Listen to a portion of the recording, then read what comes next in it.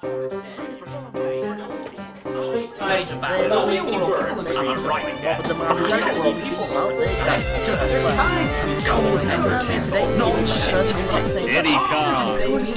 come!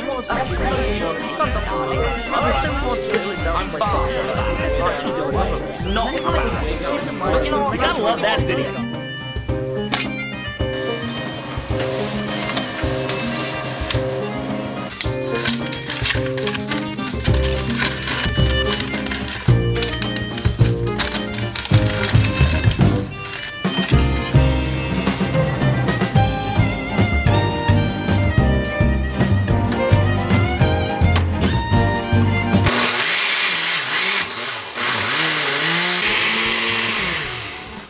So I've been observing other reviewers, Peanut Butter Gamer, Caddickers, Farfetched, and I've come to realize that every single one of them does a top 10 video.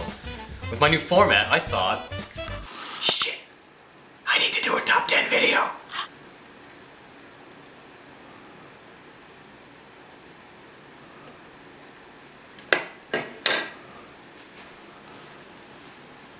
And that's what these tests are for.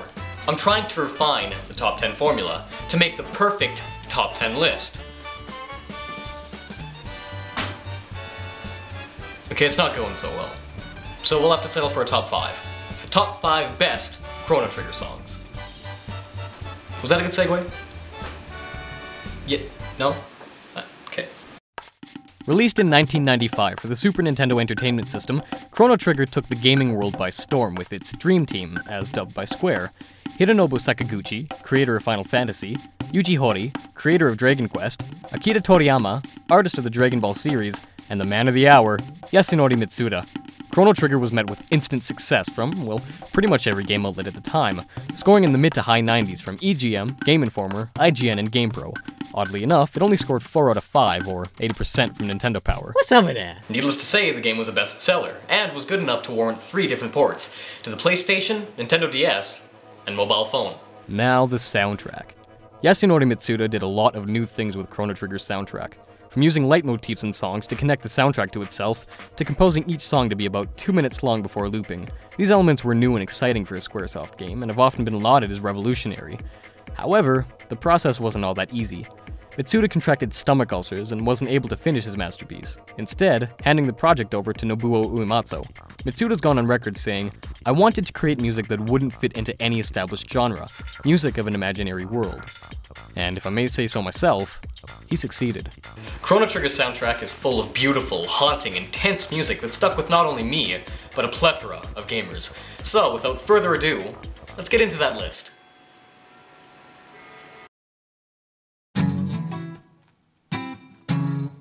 So you just woke up from a lovely dream, your mom gave you some money to spend, and you head off to go see your friend's invention at the fair. And all of a sudden, you're met with this explosion of joy and wonderment. The theme for the Guardian Millennial Fair is by far one of the most exciting tracks I've ever heard in a video game. It epitomizes celebration with its upbeat, catchy melody, and the chords backing it are poppy and exciting. Even when it breaks down into the flute and piano duo, it still evokes a sense of wonderment that a fair would have. And the contrast that's served in this song... The only songs you've heard up to this point are slow and relaxed, so hearing something this full of life really picks up the spirit of the player. To this day, I whistle this song when I'm in a good mood because it makes me feel even happier. I don't know how it does it, but it does.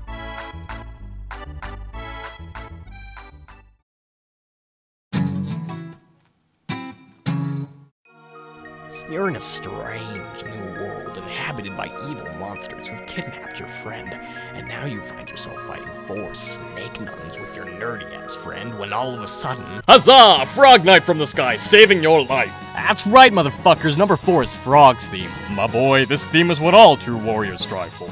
It's heroic, it's punchy, it's Frog. From the second you hear those trumpets blare in, you know that you're about to witness some angelic sword maneuvers, and that snare drum pounding away is the reinforcement your wimpy-ass team needed to get the job done. Frog's theme is everything that Frog is. It's strong, it's encouraging, hell, it's even mysterious. To its very core, it is Frog. Now enough daddle. To arms!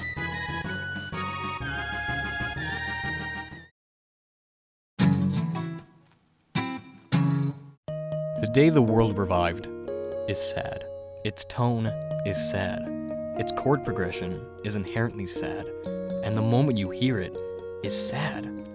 You just got a game over, and this song is telling you how badly you let the world down.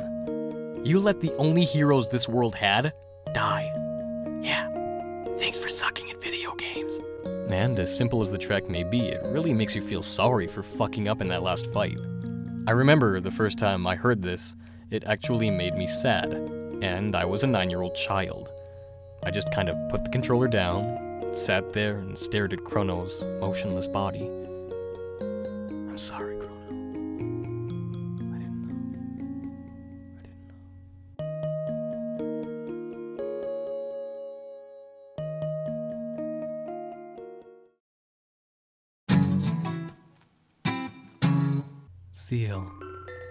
Zeal is magical in more ways than one.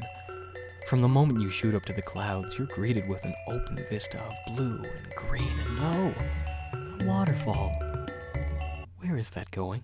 Corridors of Time is truly a timeless piece.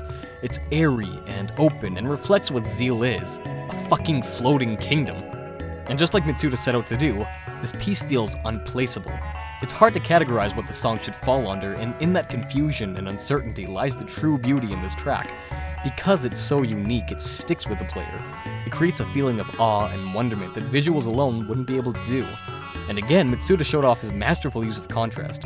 From the harsh frozen wasteland where the only thing you hear is the wind howling, to this perfect kingdom full of sound and music. Things like this are what transcended the soundtrack from ordinary to extraordinary. But seriously, where's that waterfall going?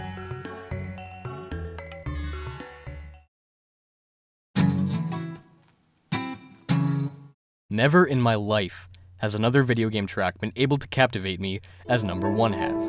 Some have come close.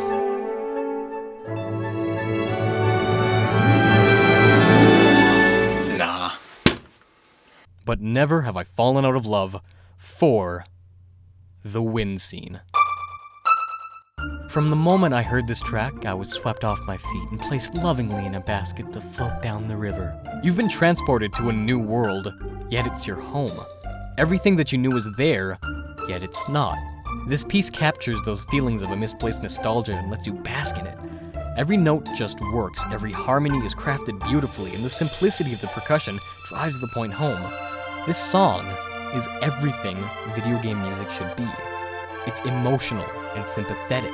Instead of making the players feel uneasy of their new surroundings, it comforts them and lets them experience the landscape. I personally think this piece is what Chrono Trigger is. It's exciting and new, yet it's familiar. We know what the game is going to be.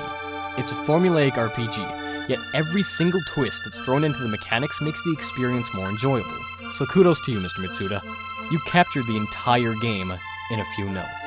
And because I love this track so much, I put together an orchestrated version in Fruity Loops. Enjoy!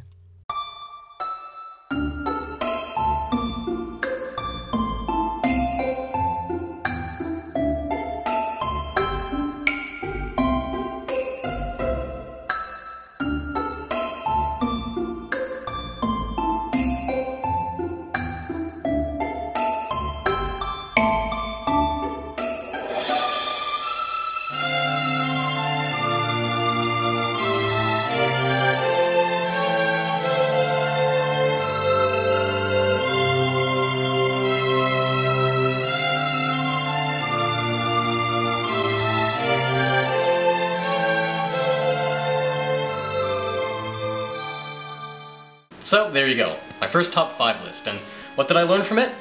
Well, you can't take a bunch of other reviewers, blend them together, and expect it to make a perfect top 10 list. You just get...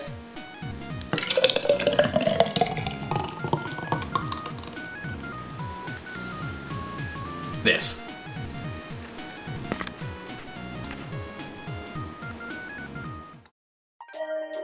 Hello friends, if you enjoyed that video, why not give it a little click on that green thumbs up button? And if you want to see other videos just like this one, subscribe to me and the fellas I mentioned. You can download my orchestrated wind scene for free at my Bandcamp page. Link is in the description. And you can check out my other videos by clicking either box. Thank you for watching my video.